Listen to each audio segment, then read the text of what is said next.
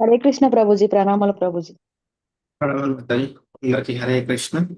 ISKCON Shri Shri Radha గోవిందాలయం Bengaluru Karnataka వారి తరఫున భగవద్గీత క్లాసులకి మీ అందరికీ కూడా స్వాగతం. లెవెల్ 2 క్లాసులకి ముందుగా గురు ప్రణామాలు.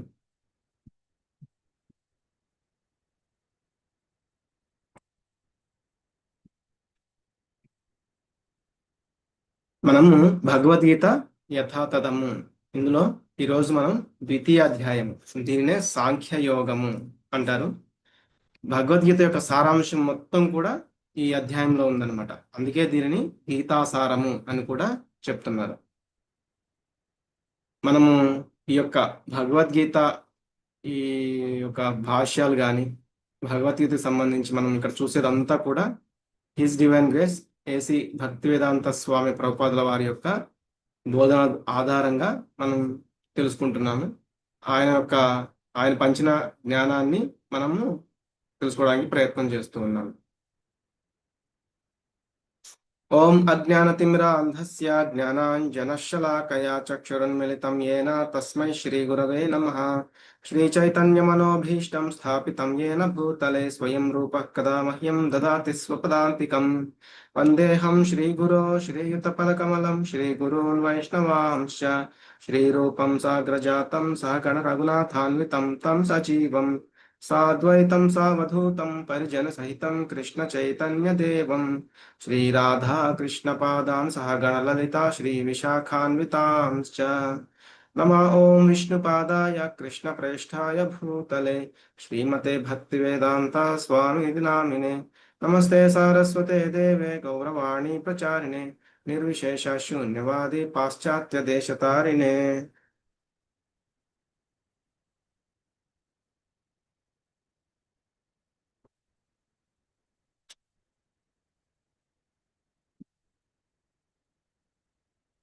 हे कृष्ण करुणा सिंधो दीनबंधो जगत्पते गोपेश गोपिका कांता राधा कांत नमोस्तुते.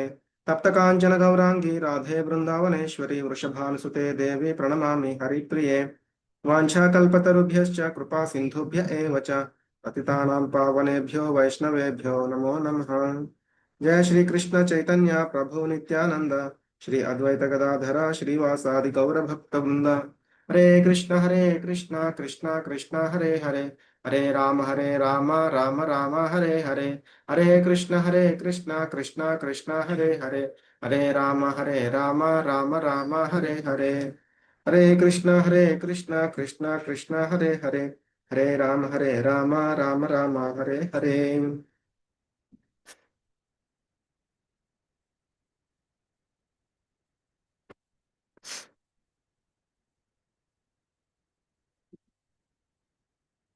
మనం ఏంటంటే మొదటి చాప్టర్లో అర్జునుడు నేను యుద్ధం చేయలేను అని చెప్పారనమాట. దానికి కొన్ని కారణాలు కూడా చెప్పారు ఆయన.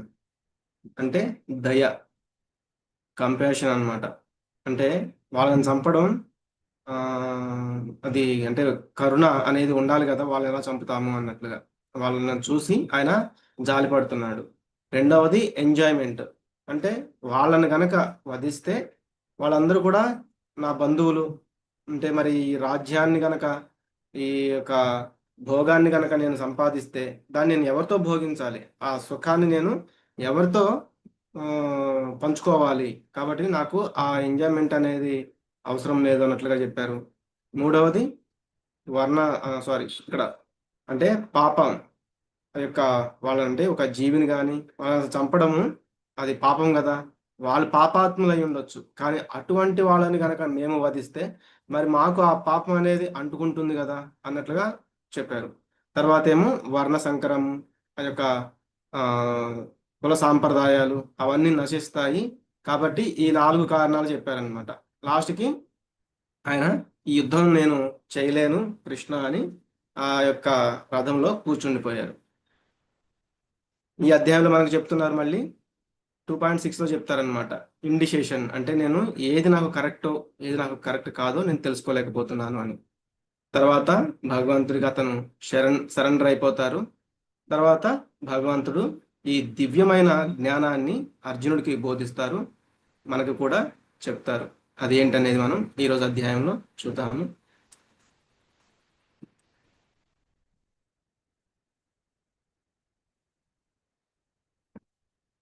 మనం చూసాము సంజయుడు లాస్ట్ చెప్పారనమాట. అలా ఆ విధంగా పలికి అర్జునుడు ఇంకా నేను యుద్ధం చేయలేను అని ఆయన ఆ రథంలోనే కూర్చుండిపోయారు అని చెప్పారనమాట. ఆయన మళ్ళీ కంటిన్యూ చేస్తున్నారు. సంజయ ఉవాచ తం తథా కృపయావిష్టం అశ్రుపూర్ణాకులేక్షణం విషేదంతమిదం వాక్యం ఉవాచ మధుసూదన. సంజయుడు పలికెను, మనసు కృంగినవాడై శోకతప్త హృదయంతో కంటి నిండా నీరు నిండి ఉన్న అర్జునుడిని చూసిన శ్రీకృష్ణుడు ఈ విధంగా పలికెను.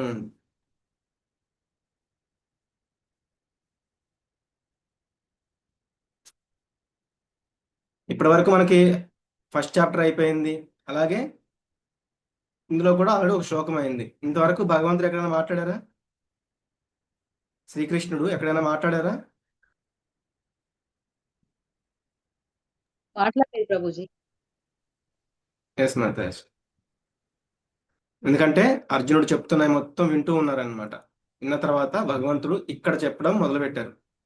శ్రీ భగవానువాచ కుతస్త్వాకశ్మలమిదం విషమే సముపస్థితం అనార్యజుష్టమస్వర్గ్యం అకీర్తికరం అర్జున. శ్రీ భగవానుడు ఇట్లనెను. మనం చూస్తే సంజయ ఉవాచ, ధృతరాష్ట్ర ఉవాచ, అర్జున ఉవాచ అని.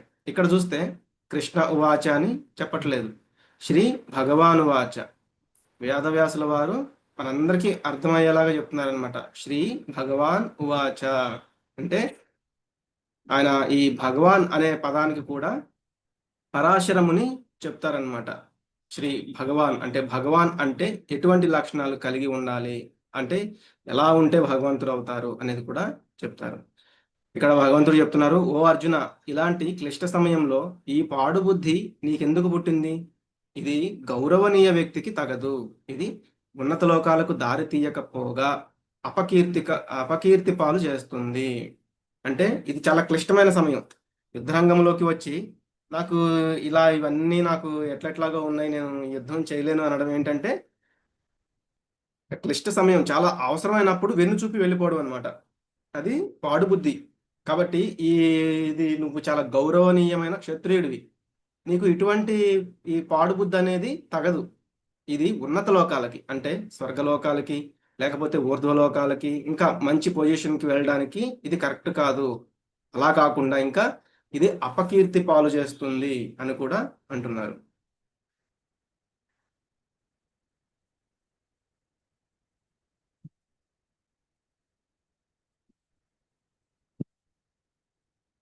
నాకు చెప్పుకున్నట్లుగా అబ్సల్యూట్ ట్రూత్ అనమాట. అంటే భగవంతుడు supreme personality of God head, ఆయనే అందరికీ దేవాది దేవుడు. మనం ఇక్కడ చూస్తే ఏంటంటే ఇక్కడ మామూలుగా భగవంతుడికి ఒక 3 రూపాల్లాగా, అంటే 3 స్టేజెస్ అనేది. ఒకటి ఏంటంటే బ్రహ్మన్. బ్రహ్మన్ అంటే సపోజ్ ఎగ్జాంపుల్గా మనకి ఇక్కడ సూర్యుడిది ఎగ్జాంపుల్ ఇస్తున్నారు. ఆల్రెడీ మనం మొదటి 18 రోజుల్లో భగవద్గీత క్లాసుల్లో విన్నాం ఇది. ఎట్లా అంటే సూర్యుడు కనపడకపోయినా సూర్యుడు యొక్క వెలుగును చూసి మనము అదే ఇంకా ఆ శూన్యాన్ని, ఆ వెలుగును చూసే మనం ఇంకా అతనే అల్టిమేట్ అనుకుంటాం అనమాట. అది బ్రహ్మన్ అనే స్టేజ్లో ఉన్నవాళ్ళు.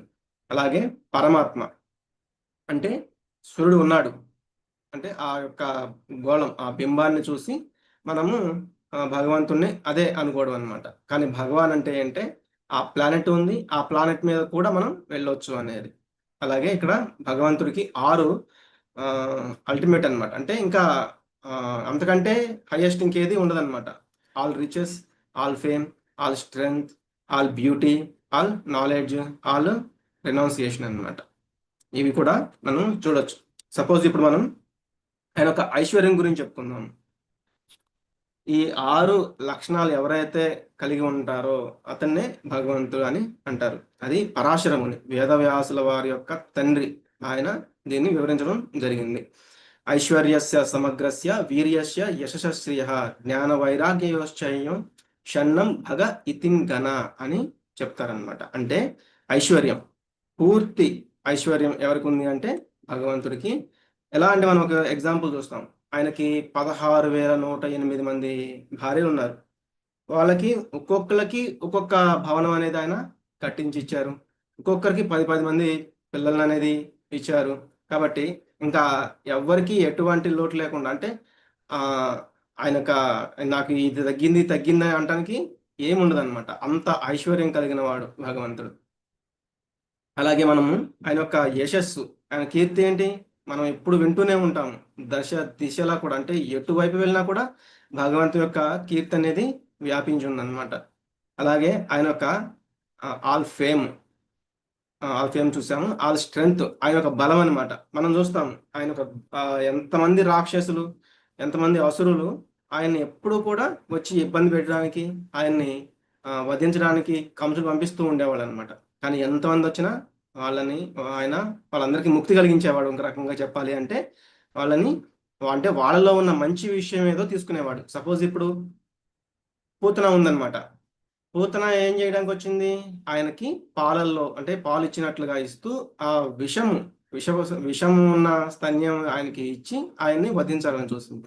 కానీ ఆయన ఏం చేశాడు, ఒక తల్లిగా పాలు ఇవ్వడానికి వచ్చింది కాబట్టి ఒక తల్లిలాగానే చూశాడు అనమాట ఆవిడ్ని. అంటే ఒక్కొక్కసారి ఆయన మనసును గ్రహిస్తాడు, ఒక్కొక్కసారి కర్మను గ్రహిస్తాడు. ఏది మంచిదైతే ఆ రెండిట్లో దాన్ని గ్రహిస్తాడు అనమాట. అట్లాగే గోవర్ధనగిరి ఆ యొక్క పర్వతాన్ని ఎప్పుడైతే విపరీతమైన తుఫాన్ లాగా వచ్చేసిందో, ఇంద్రుడు విపరీతంగా సృష్టిస్తున్నాడు, అప్పుడు ఆయన తన యొక్క చిటికిన వేలి మీద ఆ గోవర్ధనగిరి పర్వతాన్ని 7 రోజులు అట్లాగే నిలిపి ఉంచాడు అనమాట. అంత బలవంతుడు ఆయన. అట్లాగే నెక్స్ట్ ఆల్ బ్యూటీ, ఆయన యొక్క అందం అనమాట. ఆయన అందుకే చెప్తారు కదా నీలమేఘ శ్యాముడు. అలాగే మనకి బ్రహ్మ సంహితలో చెప్తారు, కందర్ప కోటి కమనీయ విశేష శోభం గోవిందమాది పురుషం తమహం భజామి అని చెప్తారు. అంటే ఒక మన్మధుడే చాలా చాలా అందంగా ఉంటాడు, అలాంటిది కోట్లాది మన్మధులు కలిస్తే ఎంత అందంగా ఉంటారో కృష్ణుడు అంత అందంగా ఉంటారు అని చెప్తున్నారు. తర్వాత నాలెడ్జ్, ఇంకా మనకి చూస్తే భగవద్గీతని అర్జునుడికి బోధించారు ఆ యుద్ధ రంగంలో. కాబట్టి ఇది పరమ గుహ్యమైన జ్ఞానం ఇది భగవద్గీత అనేది. ఇంకా అంతకంటే జ్ఞానం, పరమ జ్ఞానం అనేది ఇంకా లేదు. అది కూడా భగవంతుడే, కృష్ణుడే ఇచ్చారు. ఇంకా వైరాగ్యం అన్నమాట. వైరాగ్యం ఎప్పుడైతే ఆయన ఆ బృందావనంలో చాలా చాలా హ్యాపీగా ఉన్నారు, చక్కగా అందరితో, గోపబాలులతో, అలాగే గోపికలతో, అలాగే నంద యశోదలతో, అందరితో కూడా చాలా చాలా హ్యాపీగా ఉన్నారనమాట. అటువంటి సమయంలో కంసుడు అక్రూరుని పంపించి కృష్ణుడిని తీసుకురమ్మంటే ఆయన వచ్చి తీసుకువెళ్ళడానికి వస్తే అంత ఆనందాన్ని అంతటిని కూడా వదిలిపెట్టేసి వెళ్తారనమాట. కాబట్టి అంత వైరాగ్యం అనేది కూడా ఆయనకి ఉంది. ఇంకో రకంగా చెప్పాలంటే మనం చూస్తాము ఆ భగవద్గీత అంటే ఆ రణరంగంలో భగవద్గీతను బోధించేటప్పుడు కూడా మనం బుక్స్ మీద చూస్తూ ఉంటాం అనమాట. ఆ రథంలో ఒక రథసారథి లాగా భగవంతుడు ఉంటారు, అర్జునుడేమో ఆ రథంలో వెనకాల నుంచుని కృష్ణుడికి డైరెక్షన్స్ ఇస్తూ ఉంటారనమాట. అంటే అంత గొప్ప భగవంతుడు ఆయన భక్తుడి కోసము ఒక మెట్టు దిగి కూడా పార్థసారథి, ఆ పార్థుడికి రథసారథి అయ్యారనమాట. అంత వైరాగ్యం. ఎందుకు అంటే ఆ యుద్ధరంగంలో ఆ విపరీతమైన భీకరమైన శబ్దాల మధ్య వాళ్ళకి ఏదన్నా, అంటే ఆ సారథికి ఏదన్నా ఇన్స్ట్రక్షన్స్, అంటే లెఫ్ట్కి వెళ్ళాలి, రైట్కి వెళ్ళాలి అంటే అక్కడ చెప్పడం అనేది చాలా కష్టం. కాబట్టి ఆయన ఒక కాలితో తంతు చెప్తారనమాట. ఎందుకంటే అక్కడ ఆ యొక్క యుద్ధం చేసే ఆ వ్యక్తి కూడా చాలా బిజీగా ఉంటాడు, ఆ టైంలో మాట్లాడలేడు అనమాట. కాబట్టి అంత ఆ భక్తుడికి ఒక రథసారథి లాగా అయ్యారనమాట. అంత వైరాగ్యం కలిగి ఉన్నారు భగవంతుడు. ఆల్ అట్రాక్టివ్ అని చెప్తారు. Krishna means all attractive in Sanskrit. Krishna అంటేనే అందరినీ అట్రాక్ట్ చేసేవాడు అన్నమాట. క్లైబ్యం నాస్మగమః పార్థ నైతత్వయ్యుపపద్యతే క్షుద్రం హృదయ దౌర్బల్యం త్యక్తోత్తిష్ఠ పరంతప. ఓ పార్థ, ఈ పతన కారణమైన నపుంసకత్వానికి అంటే చేతకానితనానికి లొంగిపోవటం నీకు తగదు. ఓ శత్రువులను జయించేవాడా, ఈ నీచమైన హృదయ దౌర్బల్యం విడిచిపెట్టి యుద్ధానికి లెమ్ము. ఇప్పుడైతే అర్జునుడు కారణాలు చెప్పారు కదా, అదేంటంటే ఒక అటువంటి నపుంసకత్వానికి నువ్వు లొంగవద్దు, అది మంచిది కాదు. ఎందుకంటే నువ్వు శత్రువులను జయించే అంత సామర్థ్యం కలిగిన వాడివి నువ్వు, అంత గొప్పవాడివి నువ్వు. అలాగే ఓ పార్థ, అంటే ఆ పృథాతనయ అంటే నీ యొక్క తల్లి వంశం వాళ్ళు కూడా చాలా గొప్పవాళ్ళు. కాబట్టి నీకు ఈ నీచమైన హృదయ దౌర్బల్యం అంటే నీ యొక్క వీక్నెస్, అంటే నీ హార్ట్ వీక్ అయిపోయే ఇటువంటి ఈ దౌర్బల్యాన్ని విడిచిపెట్టి నువ్వు యుద్ధానికి లెమ్ము అని చెప్తున్నారు. ఇది విన్న తర్వాత మళ్ళీ అర్జునుడే చెప్తున్నారు. అర్జున ఉవాచ కథం భీష్మహం సంఖ్యే ద్రోణం చ మధుసూదన ఇషుభి ప్రతియోత్స్యామి పూజార్హావరిసూదన. అర్జునుడు పలికెను, ఓ శత్రు సంహార, ఓ మధుసూదన, పూజార్హులైన భీష్మ ద్రోణాదులను బాణాలతో నేను ఎలా కొట్టగలను? ఇక్కడ చూడండి, అంటే అర్జునుడు ఆయన యొక్క ప్రాబ్లం ఏంటి అంటే భీష్ముడు అలాగే ద్రోణాచార్యుడు ఒక గురువు ఉన్నారు, ఒక తాతగారు ఉన్నారు. ఇటువంటి వాళ్ళని నేను బాణాలతో ఎలా కొట్టాలి? వాళ్ళు చాలా గొప్పవాళ్ళు, నా యొక్క గురువు, నా యొక్క తాతగారు, ఇటువంటి వాళ్ళని అంటే ఓ శత్రు సంహార, ఒకవేళ నిజంగా శత్రువులు అయితే సంహరించవచ్చు ఓ మధుసూదన. కాబట్టి వాళ్ళని పూజించాలి, అవసరమైతే పూజించాలి, కానీ అటువంటి వాళ్ళని నా యొక్క శరములతో ఆ బాణాలతో నేను ఎలా కొట్టగలను అని అర్జునుడు చాలా దీనంగా అడుగుతున్నారు.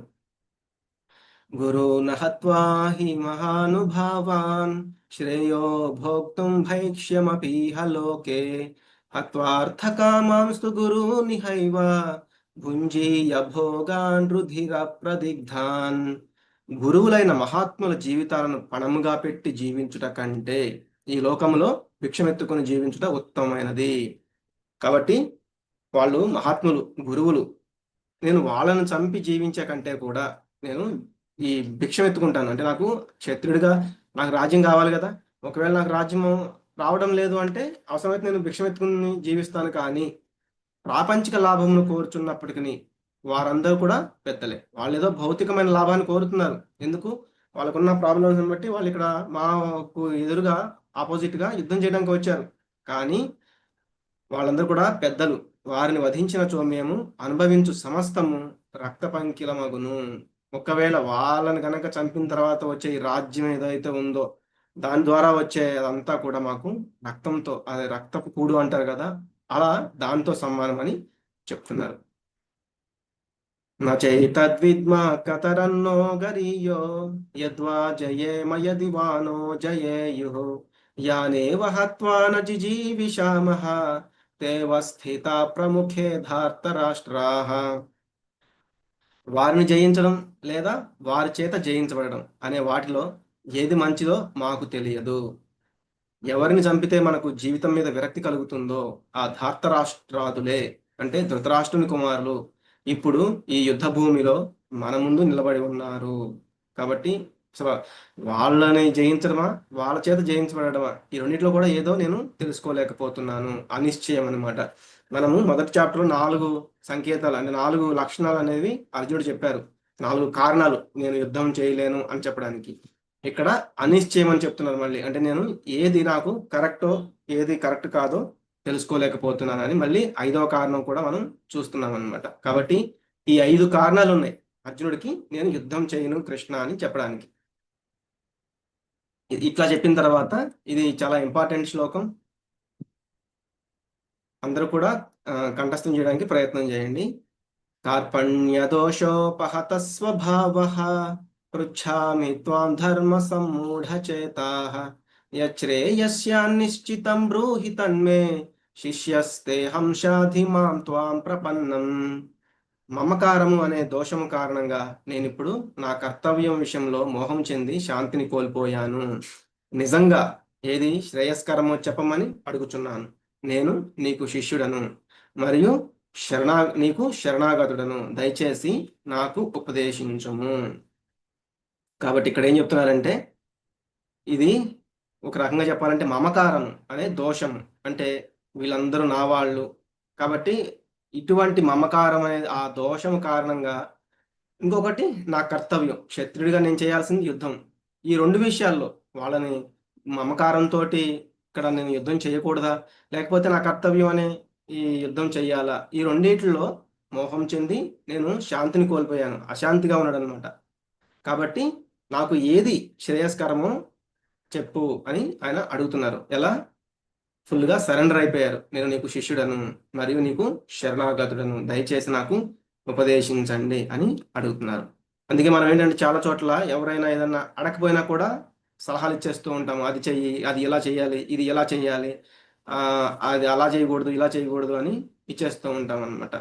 అప్పుడు ఆ ఉచిత సలహాలు అనేవి తీసుకోవడానికి ఎదుటి వాళ్ళు అంత రెడీగా ఉండొచ్చు, ఉండకపోవచ్చు. ఎందుకంటే వాళ్ళకి అవసరమైతేనే వాళ్ళు తీసుకుంటారు.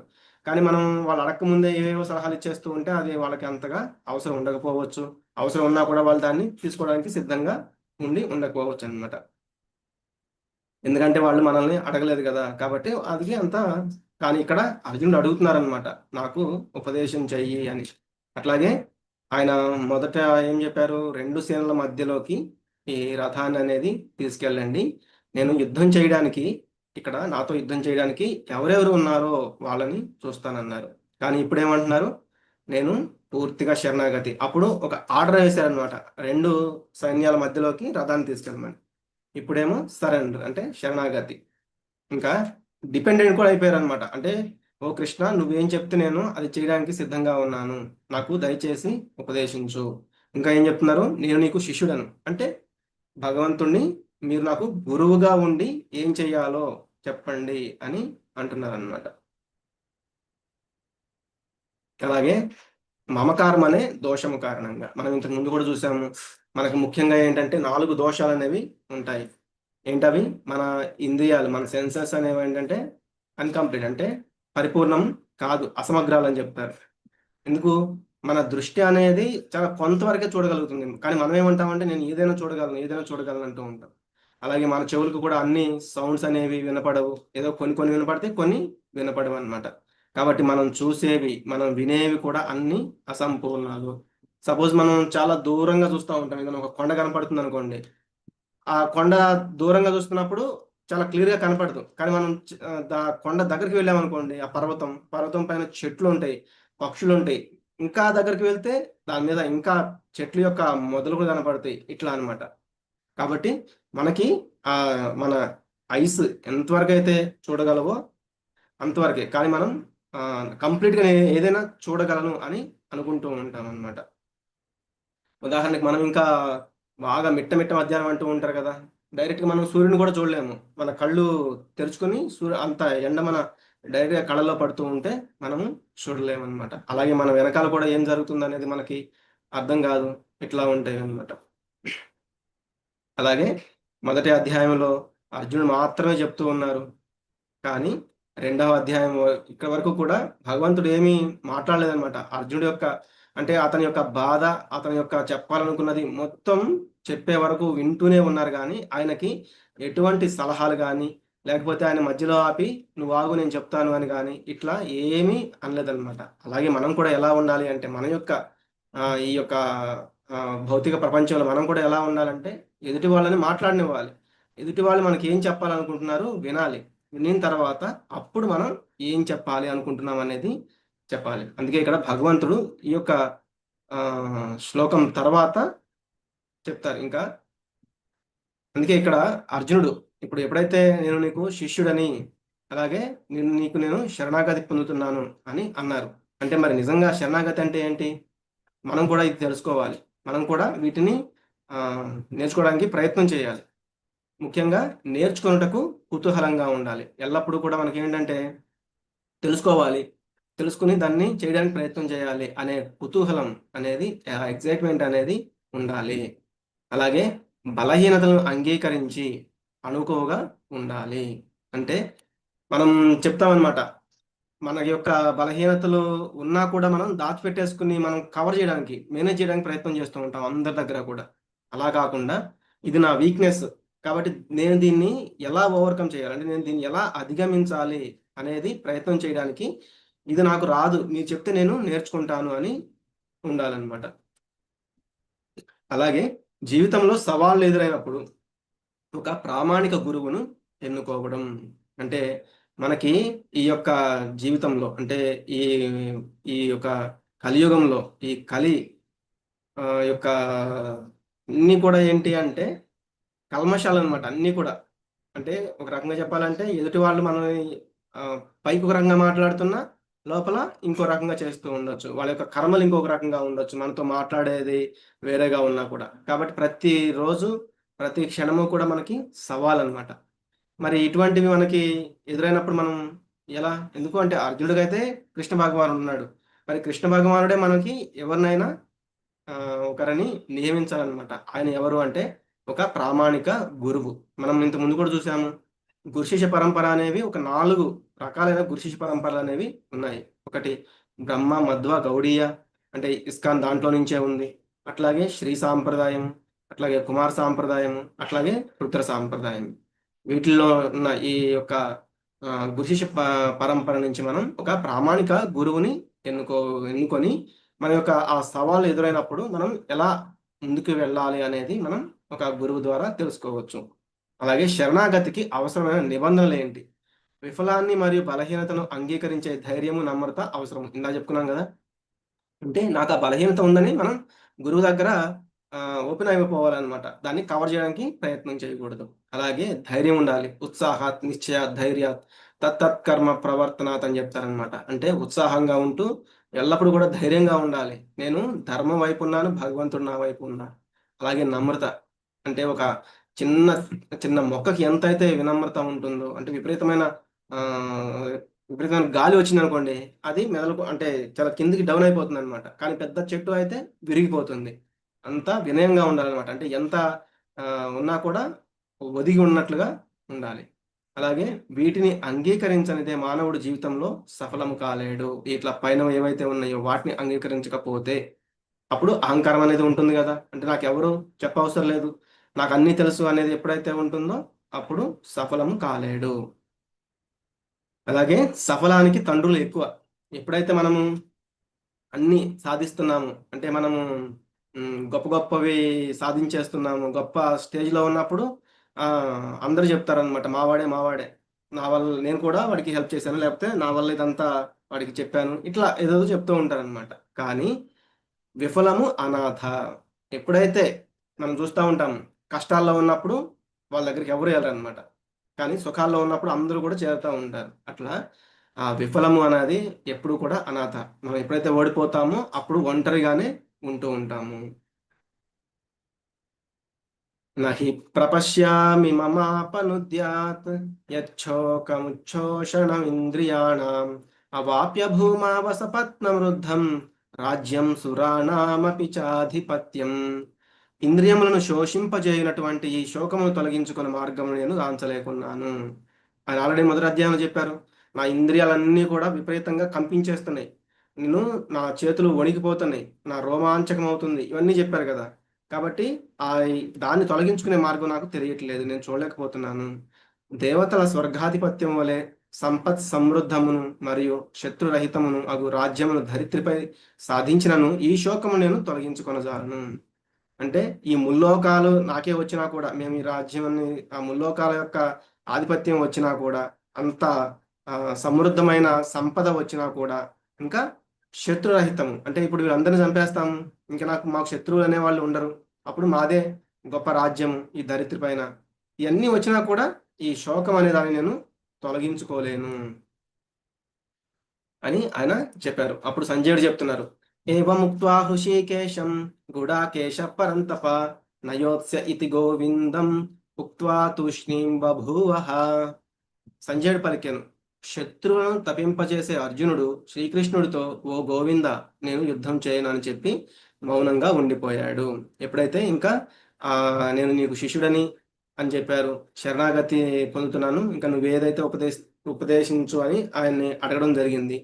చెప్పిన తర్వాత నా యొక్క అవయవాలు కూడా కంపించిపోతున్నాయి.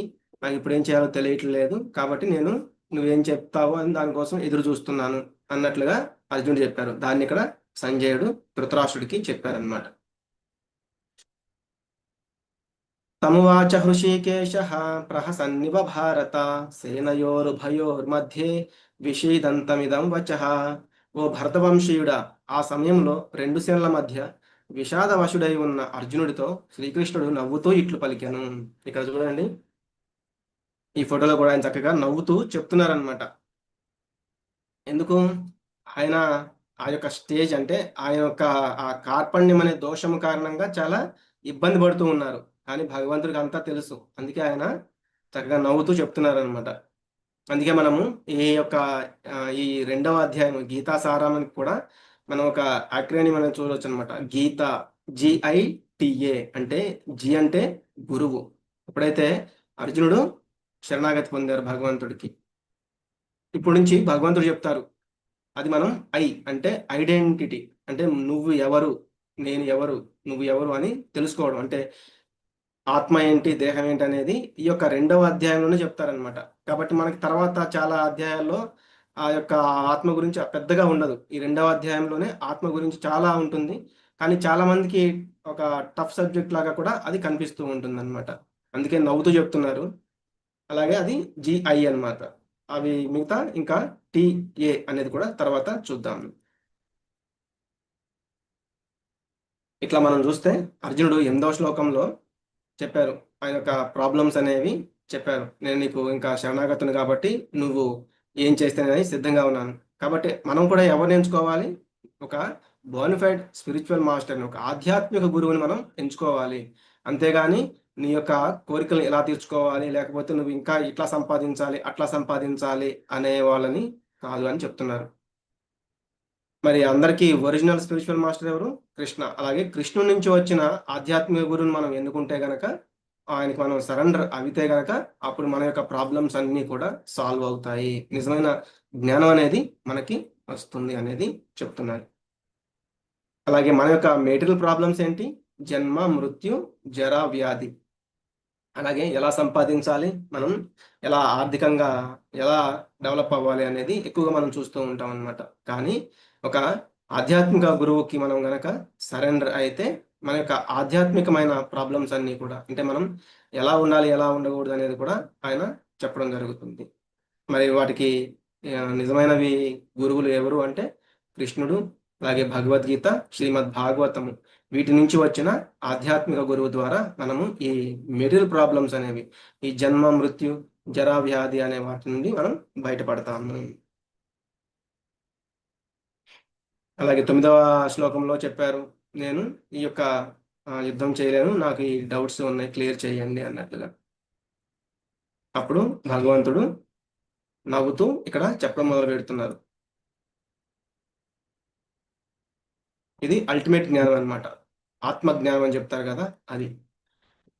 శ్రీ భగవానువాచ అశోచ్యానన్వశోచస్త్వం ప్రజ్ఞావాదాంశ భాషసే గతాసు నగతాసూంశ్చ నానుశోచంతి పండితాః.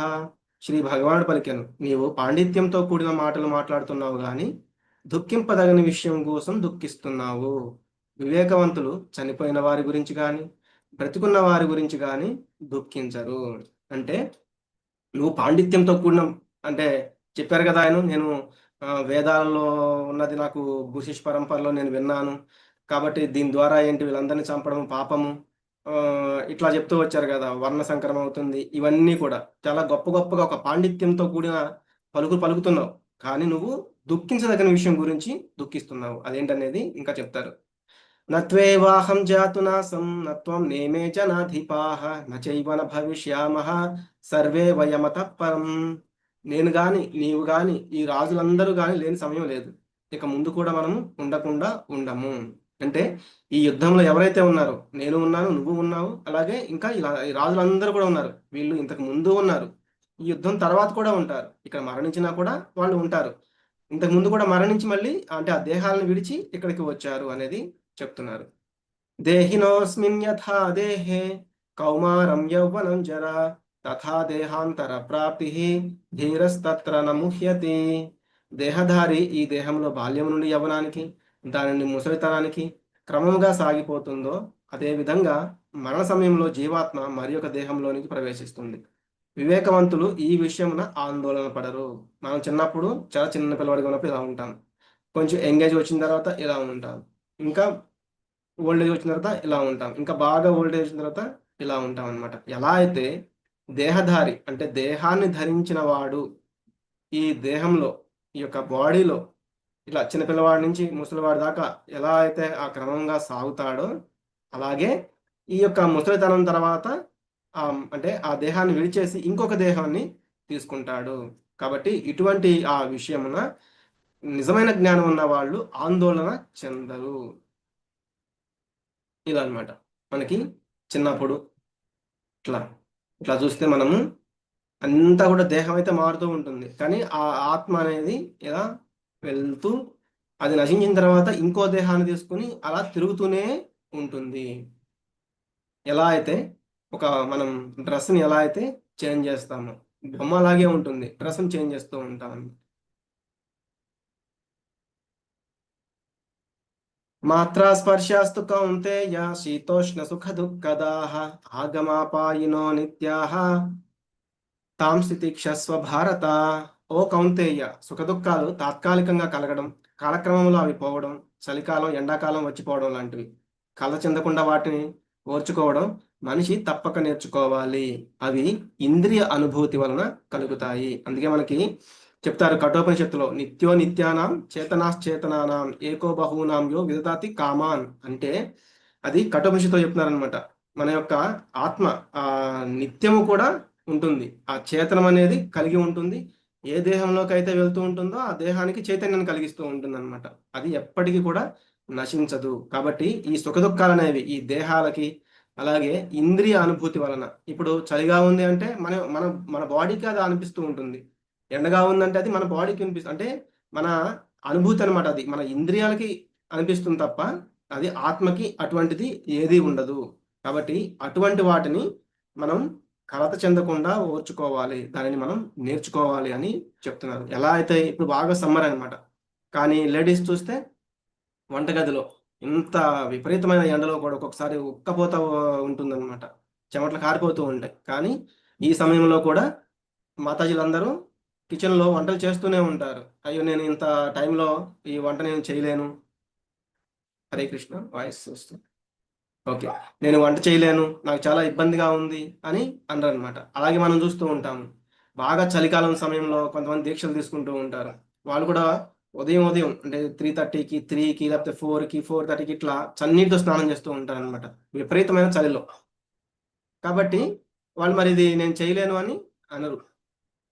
ఇలా ఆ తాత్కాలికమైన అవన్నీ కూడా, చలిగా ఉంది, ఆ, వేడిగా ఉంది, ఇదంతా కూడా అవి వస్తూ ఉంటాయి. శీతాకాలం వస్తుంది, అది పోగానే వానాకాలం వస్తుంది, ఎండాకాలం వస్తుంది, ఇవన్నీ మారుతూ ఉంటాయి. అలాగే మనకు కూడా ఏంటి, అవి వచ్చిపోతూ ఉంటాయి, సుఖాలు అనేవి దుఃఖాలు అనేవి.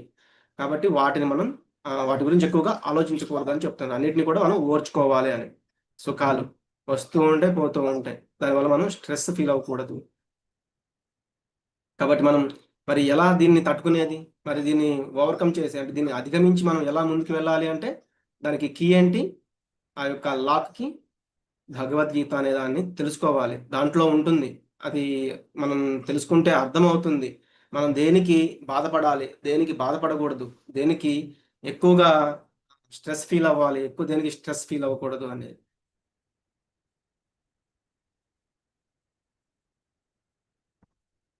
కాబట్టి నిజంగా తెలుసుకునే వాళ్ళేమో వాళ్ళు తెలుసుకుంటారనమాట, ఆ యొక్క దేహం అనేది మారుతూ ఉంటుంది, అలాగే మనము ఆత్మలము అని. ఈ మెటీరియల్ బాడీ ఎప్పుడు కూడా చేంజ్ అవుతూ ఉంటుంది, కానీ ఆత్మ అనేది ఎప్పుడు మారదు. న జాయతే మ్రియతే వా కదాచిన్నాయం భూత్వా భవితా వా న భూయః అజో నిత్యః శాశ్వతోऽయం పురాణో న హన్యతే హన్యమానే శరీరే. ఆత్మకు పుట్టడం చావడం అనేవి లేవు, అది ఒకప్పుడు ఉండి మరొకప్పుడు లేకపోవడం జరగదు. జన్మరహితము, శాశ్వతము, అనాది సిద్ధము అయిన ఆత్మ నిత్యమైనది. అందువల్ల శరీరాన్ని నాశనం చేసిన అందులోని ఆత్మ మాత్రం చావదు. అందుకే ప్రతి ఒక్క శరీరంలో ఆత్మ అనేది ఉంటుంది. అందుకే మనం అంటూ ఉంటాం, ఆత్మ, ఇప్పుడు బాడీ అంటే నేను, చాలా మంది ఏమనుకుంటాం, ఇదే అంటే నేను అంటే ఈ బాడీ అని. ఇప్పుడు ఇది నా కన్ను, ఇది నా చెయ్యి, ఇది నా కాలు అంటాం, కానీ మరి ఆ యొక్క నేను అంటే ఏంటనేది మనం అసలు ఆలోచించమన్నమాట. అలాగే ఎవరైనా దేహత్యాగం చేశారంటే మరణించారు, అక్కడ వెళ్ళి మనం మరి నేను నేను అని చెప్పిన ఆ బాడీ మొత్తం అక్కడే ఉంది, కానీ ఆయన పోయారండి అంటారు, మరి పోయింది ఎవరు? కాబట్టి మనం అది తెలుసుకోవాలన్నమాట. కాబట్టి ఆ ఆత్మ అనే దానికి ఎప్పుడు కూడా నశింపనేది లేదు, దేహం మాత్రమే నశిస్తూ ఉంటుంది.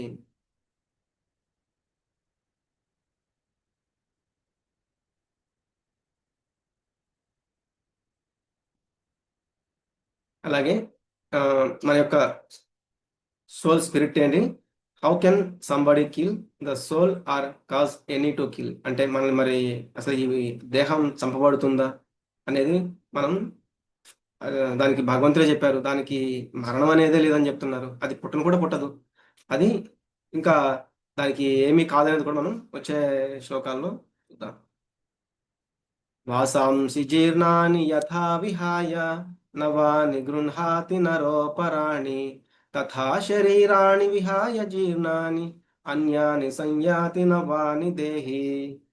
మనిషి చినిగిపోయిన పాత బట్టలను విడిచిపెట్టి కొత్త బట్టలు వేసుకున్నట్లు ఆత్మ కృషించిన శరీరాలను వదిలి కొత్త శరీరమును స్వీకరించుచున్నది. ఎలా అయితే శరీరం గురించి మనం ఎలా అయితే ఒక మనిషి చినిగిపోయినవి లేకపోతే పాతవైపోయిన బట్టలు మనం అట్లాగే వేసుకుని తిరగం కదా, అవి పక్కన పడేస్తాము, మళ్ళీ కొత్తవి తీసుకుని వాటిని కట్టుకుంటాము. అలాగే మన యొక్క శరీరం ఎప్పుడైతే పాతదైపోయిందో, అంటే ఆ శరీరం ఎప్పుడైతే ఇంకా నశించిపోయిందో, ఇంకా పాడైపోయిందో అన్నప్పుడు ఆ యొక్క శరీరాన్ని విడిచేసి కొత్త శరీరాన్ని మనం తీసుకుంటూ ఉంటాము. కాబట్టి soul changes body as people change dresses. మనం ఎలా అయితే మన డ్రెస్ని చేంజ్ చేస్తూ ఉంటామో ఆత్మ కూడా ఆ దేహాన్ని మారుస్తూ ఉంటుంది.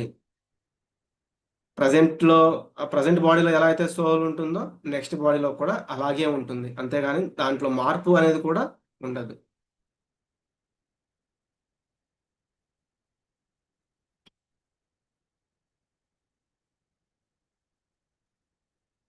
ఎలా అయితే ఇప్పుడు మనం ఒక స్థూల శరీరం అన్నమాట. స్థూల శరీరం అంటే ఏంటి అంటే ఈ యొక్క పంచ మహాభూతాలతో భూమి, జలము, అగ్ని, వాయువు, ఆకాశము అనే వీటితో చేయబడింది అనమాట.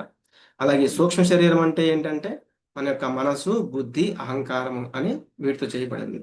కాబట్టి ఆ స్థూల శరీరము మనగా ఒక మొబైల్ లాగా అనుకుంటే, దాంట్లో ఉండే సూక్ష్మ శరీరం ఏంటి అంటే ఒక హార్డ్వేర్, ఒక బ్యాటరీ లాంటిది అనమాట. కాబట్టి ఆ సిమ్ అనేది అంటే ఆ ఆత్మ, ఆ సోల్ అనేది లేకపోతే అవి రెండు ఉన్నా కూడా అది పనిచేయదు అని మనం తెలుసుకోవచ్చు. నైనం ఛిందంతి శస్త్రాణి నైనం దహతి పావకః నచైనం క్లేదయంత్యాపో నశోషయతి మారుతః. ఈ ఆత్మను ఆయుధములు ముక్కలు చేయలేవు, అగ్ని కాల్చలేదు, నీరు తడుపలేదు, గాలి ఆరిపోవునట్లు చేయలేదు.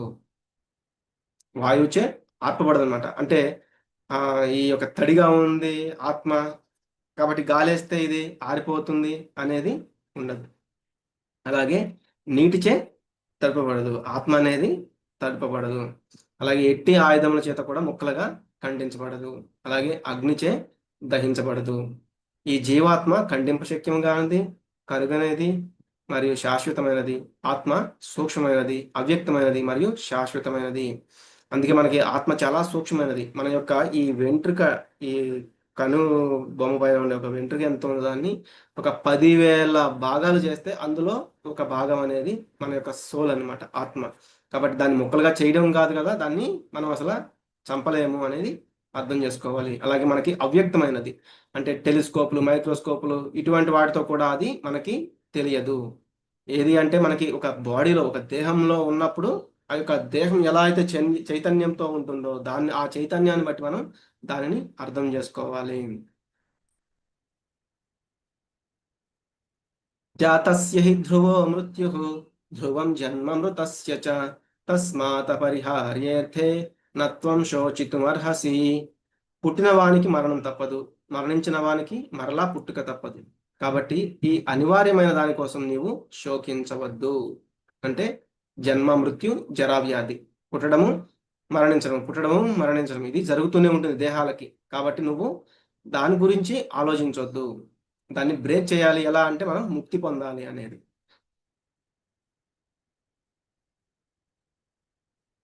ఎలా అయితే మనం ఇప్పుడు కారుకి పెట్రోల్ పోస్తూ ఉంటాము, కానీ డ్రైవర్కి ఆహారం ఇవ్వకపోతే అది నడపలేడు అనమాట.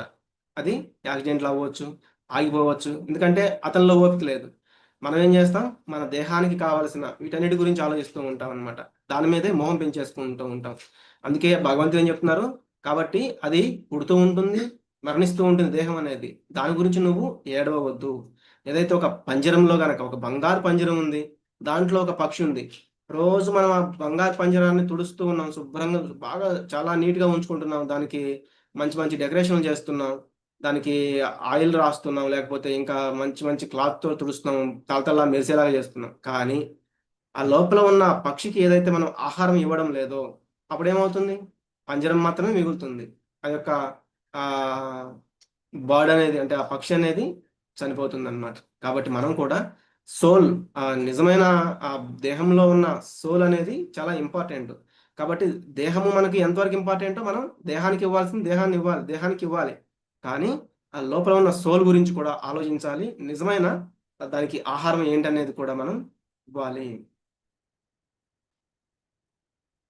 అవ్యక్తాదీని భూతాని వ్యక్తమధ్యాని భారత అవ్యక్త నిధనాన్యేవ తత్ర కా పరిదేవన. సృజింపబడిన జీవులందరూ ఆదిలో అవ్యక్తములై మధ్యలో వ్యక్తమగుచున్నవి.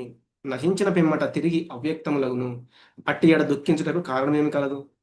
అంటే ఎప్పుడైతే దేహాన్ని తీసుకుంటుందో అప్పుడు మనకి వ్యక్తం అవుతుంది, దీంట్లో ఈ బాడీలో చైతన్యం అనేది ఉంది అని. సపోజ్ ఆ దేహం నశించిందంటే అవ్యక్తం అవుతుంది. సోల్ అయితే ఉంది, కానీ అది మనకి వ్యక్తం అవ్వట్లేదు, అంతే, కనపడట్లేదు. కాబట్టి ఈ రెండింటి మధ్యలో మనం దుఃఖించవలసిన అవసరం ఏమీ లేదు.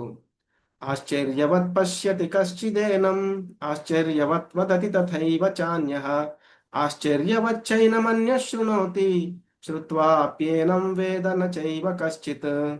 కొందరు ఆత్మను అద్భుతమైన దానిగా గాంచుదురు, మరికొందరు దానిని అద్భుతమైన దానిగా వర్ణింతురు, మరికొందరు దానిని అద్భుతమైన దానిగా విందురు, ఇంకొందరు వినిన పిమ్మటను దానిని గూర్చి ఏమాత్రము గ్రహింపకుందురు. ఈ ఆత్మ అంటే ఆ చైతన్యం అనేది, దాన్ని కొంతమంది చాలా అద్భుతమైన దానిగా చూస్తారనమాట. మరి ఇది చాలా అద్భుతం కదా, ఎందుకంటే ఒక దేహంలోకి ఎప్పుడైతే వస్తుందో అప్పుడు ఆ దేహం అనేది వృద్ధి, అంటే చిన్నగా ఉన్నది పెద్దదవుతుంది, మళ్ళీ ప్రత్యుత్పత్తి చేస్తుంది, మళ్ళీ కొంత సేపు అలాగే ఉంటుంది, మళ్ళీ కొన్నాళ్ళకి ముసలిదైపోతుంది, కొన్నాళ్ళకి నశించిపోతుంది. కాబట్టి ఆ బాడీ ఏదైతే ఉందో దాంట్లో ఇదంతా ఈ మార్పులన్నిటికీ కారణం ఏంటి? ఆత్మ అన్నమాట. అటువంటి ఆత్మని చాలా అద్భుతంగా మనం చూస్తూ ఉంటారు కొంతమంది. అలాగే దాని గురించి చాలా అద్భుతంగా వర్ణిస్తూ ఉంటారు కొంతమంది. కొంతమంది ఏమో దాని గురించి చాలా అద్భుతంగా వింటారు. కానీ దాని గురించి అద్భుతంగా విన్న తర్వాత కూడా అసలు అక్కడ దాన్ని అర్థం చేసుకోలేకపోతున్నారు, దాన్ని గ్రహింపకుందురు అని చెప్తున్నారు. దేహీ నిత్యమవధ్యోయం దేహే సర్వస్య భారత తస్మాత్ సర్వాణి భూతాని నత్వం శోచితుమర్హసి. ఓ అర్జున, అన్ని దేహాలలోనూ ఉండే ఆత్మకు చావు అనేది లేదు. అందువల్ల ఈ ప్రాణుల గురించి నీవు దుఃఖించనవసరం లేదు. అందుకే ఇక్కడ ఏం చెప్తున్నారు? దేహి నిత్యం అవధ్యోయం. ఆ దేహంలో నిత్యం ఉంటుంది ఆత్మ అనేది. దేహే సర్వస్య భారత తస్మాత్ సర్వాణి భూతాని. అందరిలో అన్ని భూతాల్లో కూడా అనేది అది ఉంటుంది. కాబట్టి నత్వం శోచితం అర్హసి. కాబట్టి నువ్వు దాని గురించి దుఃఖించాల్సిన అవసరం అనేది లేదు. ఎలా అయితే మనము ఆ, పాత బట్టలు కనుక విడిచేసి కొత్త బట్టలు వేసుకున్నట్లు, అలాగే చిన్న పిల్లవాడి నుంచి మనం పెద్దవాళ్ళ దాకా ఎదుగుతున్నట్లు, అంటే ఆ యొక్క బాడీ ఎలా అయితే మారుతూ లాస్ట్కి క్షీణించిపోతుందో, అలాగే ఆత్మ కూడా ఒకదాని నుంచి ఇంకొక దానికి అలా మారుతూ ఉంటుంది. కాబట్టి మనం వాటి గురించి ఎక్కువగా ఆలోచించవలసిన అవసరం అనేది లేదు. ముఖ్యంగా మనం ఈరోజు చూసింది ఏది అంటే, అర్జునుడు ఫస్ట్ చెప్పారు కదా, వాళ్ళని చంపడం అనేది నేను వాళ్ళని చంపలేను, ఎందుకు, ఆయన జాలి అనేదాన్ని చెప్పారు. అందుకే భగవంతుడు ఇక్కడ ఆ జాలి అనేదానికి నువ్వు జాలి పడవద్దు అంటూ వివరణ ఇచ్చారు. ఎలా? వాళ్ళందరినీ చూసి ఆయనకి మమకారం కలిగింది, నేను వీళ్ళందరినీ చంపేస్తున్నాను అని. కానీ భగవంతుడు ఏం చెప్పారు? నువ్వు వారి యొక్క దేహాలని, వారి యొక్క పై తొడుగులను, వారి యొక్క దుస్తులను మాత్రమే నశింపజేస్తున్నావు. లోపల ఉన్న సోల్, ఆత్మ ఏదైతే ఉందో అది ఇంతకు ముందు ఉంది, ఇప్పుడు ఇక్కడ ఉంది, మళ్ళీ ఇంకూడా ఉంటుంది. కాబట్టి నువ్వు వాటి గురించి ఆలోచించవలసిన అవసరం లేదు అని చెప్తున్నారనమాట. అలాగే ఇంకొక కారణం ఏం చెప్పారు? ఈ యొక్క ఆ, సుఖము, అలాగే ఆ, పాపము, అలాగే ఇంకొకటి అనిశ్చయము, అలాగే వర్ణ సంకరం. వీటి గురించి మనం రేపు చూద్దాము.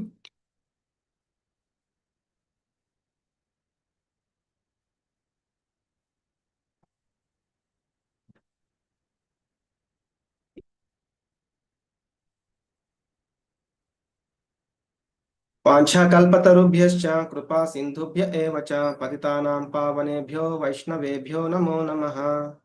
హరే కృష్ణ కృష్ణ కృష్ణ హరే హరే, హరే రామ రామ రామ హరే హరే. అనంతకోటి వైష్ణవ की जय, राष्ट्र जगद्गुरु श्रील प्रपात की जय, भगवत गीता भागवत ग्रंथाल की जय, हरे कृष्ण हम जय, कृष्णं वंदे जगद्गुरु.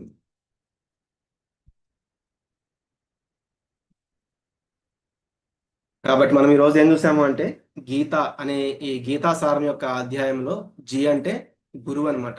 కాబట్టి మనం ఒక గురువుని ఎన్నుకోవాలి. అర్జునుడు 7వ శ్లోకంలో చెప్పారు, నేను నీకు శరణాగతుణ్ణి, కాబట్టి నాకు ఏం చేయాలి ఏం చేయకూడదో నువ్వు బోధించు, నేను నీకు శిష్యుల్ని అని చెప్పారనమాట.